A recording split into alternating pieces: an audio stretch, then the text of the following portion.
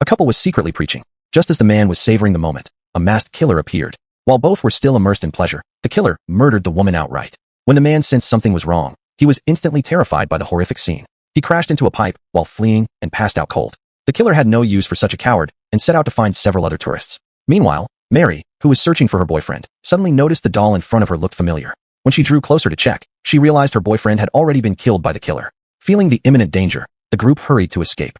However, unfamiliar with the haunted house's layout, the killer stayed hot on their heels. The two decided to find a weapon for self-defense first. Soon, Annie spotted an axe, but as she struggled desperately to reach it, she failed to notice the killer watching nearby. Luckily, Annie sensed the danger just in time. She immediately abandoned the axe and fumbled around to find a way out. Yet no matter where she fled, the killer followed closely, plunging Annie into overwhelming despair. In her panic, she accidentally ran into an autopsy room. In the next second, the killer grabbed her ankle. Helpless to resist, she was violently thrown against the wall by the killer and ultimately became his victim. But just as the killer was dragging Annie's body to leave, he happened to cross paths with the awakened Jack. The two immediately engaged in a chase.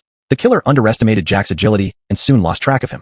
Coincidentally, a patrolling policeman heard the screams from the haunted house and entered out of curiosity. He ran into Mary, who had gotten separated from Annie. Mary's tense heart finally eased a little, until the next second, when she saw the killer appear behind the policeman. Before Mary could warn him, the killer swung his knife. The policeman instantly became his new trophy, shattering the hope Mary had just rekindled.